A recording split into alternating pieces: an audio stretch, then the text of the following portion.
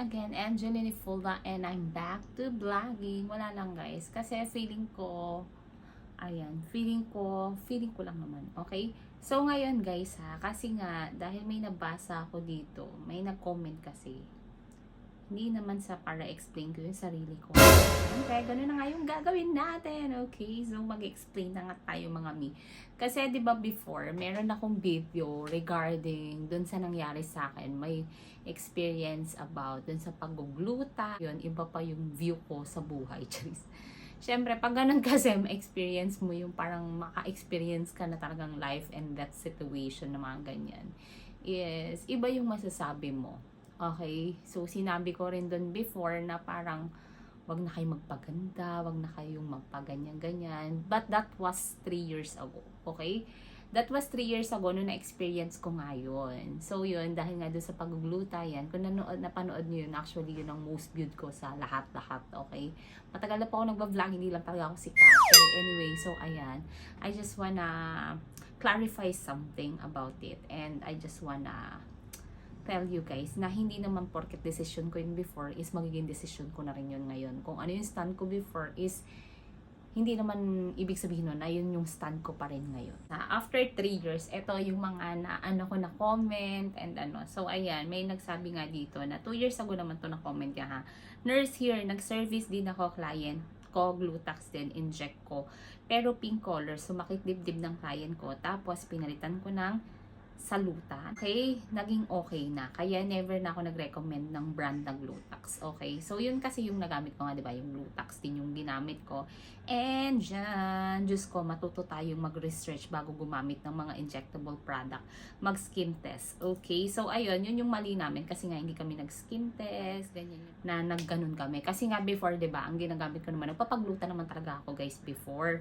Kaso nga lang, dahil nga, yun nga, dahil dun sa experience ko na yun, nag-stop na ako. Pero before kasi, walang side effects sa akin yung unang glutang ginamit ko. Kasi dun talaga siya sa clinic ginawa. Tapos nag-skin test ako before dun. And then after nga nun, parang kagustuhan ko lang din talagang makatipid mga mi. Is, ganun na nga yung ginawa ko. Tapos eto nga, merong last na nag-comment. Medyo marami yan, grabe naranasan ko to kanina. And hindi ako makahinga, kaya pinastop ko na. Okay, so ayan mga miha yan. Okay, hindi lang naman ako yung naka-experience. As in, medyo marami talaga naka-experience dito. Okay, so ngayon, ayan, ito kasi may nag-comment, si Ma'am Marilyn. Anyway, so if you have allergies there, don't say we have allergies too. Our bodies are different. And what you say is right and your experience. Thank you for sharing that. But it's wrong that you interfere with what we should do. Okay? So, hindi naman ako nag-interfere kung ano talagang gagawin nyo. Kasi, syempre, before, ganun nga yung naramdaman ko. So, ako, parang mag-advise lang ako na, alam mo yun, maging cautious ka kung halimbawa paggawa mo to or paano mo to. Tsaka, mga mi, ha? Kung ako talaga, sinunod ko rin yung sarili ko, mga mi, hindi ganito yung ilong ko. Okay, as you can remember naman, diba, before yung sa vlog natin, is hindi naman ganito yung nose ko. And after the 3 years na nagpagluta ako, ganyan, experience ko to, hindi na talaga ulit ako nagpagluta na injection, ha.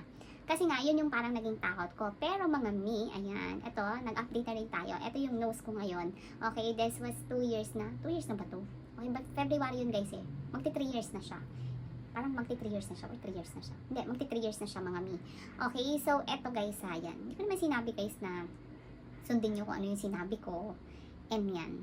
Tapos yun nga, sinabi niya, if we want to beautify and whiten, use glutathione IV. We are the decision maker, not you. You are not a business. Okay? So anyway, hindi ko naman sinisiraan yung Glutax or ano ha. Ito naman kasi guys, sinabi ko lang naman kung ano yung na-feel ko mga mi ha. Sinabi ko lang naman, and parang nagkaano lang ako, yung parang naisip ko lang na baka mangyari sa inyo to. Pero that was 3 years ago ha. Pero it doesn't mean na parehas pa rin yung paniniwala ko ngayon sa 3 years ago na ako. Okay? Kasi kung ako na ako before, syempre guys, kung ako yung dating ako, hindi ganito yung nose ko. Sana na lang ako, yung parang naging happy na lang ako sa binigay ni Lord or anything, hindi na ako nagparitoke, hindi na ako, alam mo yun, hindi na ako nagpapayat. Kasi as you can see, nagpapayat talaga rin ako kasi nga, hindi na siya, basta gusto ko lang din talaga magpapayat guys. And then, nagpa-long hair ako kasi nga, bet ko lang din. Pero kung before to siguro, hindi, kung sinunod ko yung sarili ko before, kaya don't worry mga miha. Hindi naman sa inaano ko yun, nasundin nyo ko. Hindi naman ako batas. So, ayan, nagulat na ako dun sa comment niya. So, ayan, so guys, ayan. Okay, kung nasabi ko yun before, hindi naman ibig sabihin na, alam mo yun, na hanggang ngayon, yun pa rin yung gusto ko. Pero ngayon talaga, yung para sa akin guys hindi ko pa rin itatry ulit yung Blutax. Kasi nga, nangyari na sa akin na-experience ko na. Alam mo yun, iba yung takot mo kasi pag ikaw yung mismo naka-experience. So ako, never ko na talaga siyang gagamitin, as in never ever, okay? At saka hindi lang naman kasi ako guys, marami rin. At saka, I think super dami na, ayan, as you can see yung mga comment ng mga madami rin talaga naka-experience. So ayan, kayo rin naman, kung gusto nyo, it's up to you guys Kung hindi kayo allergy sa kahit ano, go, patusok lang kayo dyan. Alam nyo na focus ako sa selling. Okay, so dahil nga, gusto ko lang din namang makapag-share and everything mga mi, ayan. Kasi meron din sa akin mga nagme-message regarding dun sa nose ko, sa ganyan, kung anong nangyari. Okay. Ayan, sabi nila, sino ba yung doktor ko? Okay, yung doktor ko po is si Dr. Lacson. Okay, si Dr. Lacson of Cosmin. So, ayun kasi, upon research kasi before, di ba, bulbous nose ako kasi. So, ayun, siya yung napili ko kasi marami talaga siya napaliit na ilong. And in fairness naman, yung ilong ko talaga guys is, umayos naman siya. Kaso nga lang, ayan, sa nag-update, kasi 'di ba before as in super tabingi talaga yung ilong ko. Sa natural na, di ba magkausap tayo, in actual, in personal, hindi siya ganun katabingi guys Actually, yung iba, hindi talaga nila napapansin. Sabihin ko lang talaga na, ay, medyo tabingi yung nose ko, ganyan. Pero doon sa iba, mga hindi talaga nila napapansin, or hindi nila napapansin basta personal, ganyan. Tapos guys, ayan, humanap kayo ng doctors kung halimbawa, medyo, alam mo yun, yung alam mo na pag nagsugat ka is talagang magpepeklat or humanap kayo na doktor na yung incision nila is sa loob siya, yung parang hindi halata. Kasi mga yung sa amin is dito talaga siya tinatahian, dito. Kasi nga, may alar trim. Okay, yung alar trim kasi mga dito siya. Binabawasan yung ganito. Kasi nga, di ba before yung ilong ko nakaganon. Pero before, yung ilong ko talaga kahit nung normal, yung virgin nose ko is tabingi talaga siya. Hindi talaga siya pantay, na parang mas angat yung dito ko compare dito. So, minsan din daw kasi nakaka-affect yung bone structure, mga ganong-ganong keme. So, ayun. Tapos, ano ba bang kailangan yung gawin mga kung halimbawa magpaparetoke kayo or magpapa-enhance kayo. Marami kasi ako nabasa, yung mga prom threads, yung mga nagpa-threads dito, na medyo mahal din naman, parang 20k din yata. Is yung iba mga sila, nagkaroon din sila ng parang rejection, or hindi naman rejection pero nagkaroon ng nanaing dito nila. Okay, so sinabi nila kasi sumama kayo dun sa mga groups yan. Sumama kayo sa mga groups kung saan makikita nyo dun yung parang kung sino yung mga doktor na magagaling, yung mga doktor na talagang bihasa, ganyan. Yung talagang doktor na magaling sa bulbous nose, kung sino yung doktor na magaling sa mga, yung iba nagpapa-revise, ganyan. Merong iba ako na nakita guys merong iba na talagang nakapagparito ko sila 5 times, as in ganun. Kasi iba yung experience mo guys, promise. Kahit ako, ayoko na ulit na magparito ko ulit. Kasi, ang tagal ng healing, hindi naman sobrang tagal. Pero alam mo yun, para daw makita mo yung totoo mong nose, it takes a year or 2, ganyan. Para makita mo talaga kung ano yung magiging nose mo. Kasi before ito, as in dito, may bukol siya dito. Yung parang umumbok talaga siya dito. Tapos habang tumatagal siya, nawawala naman siya. Pero talagang matagal. Tapos before ko napapansin nyo, yung vlog ko before is, malaki pa talaga yung ilong ko yung parang maumbok pa rin siya. Pero ngayon, after 3 years, 2 years, basta mga ganun guys, sa February kasi yun Okay, actually magti 3 years na siya.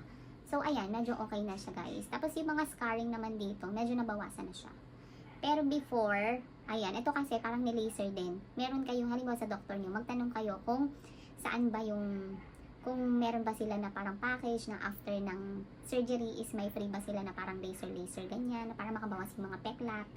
Okay, so ayun yung tanungin nyo. Tapos kung ano ba yung proper talaga, kung paano siya pagalingin, ano ba yung bawal. Kung halimbawa, for example, lagi may nagtatanong kung bawal ba mag-swimming.